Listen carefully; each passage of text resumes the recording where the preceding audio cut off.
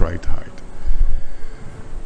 The church is composed of saints and sinners, like you and me.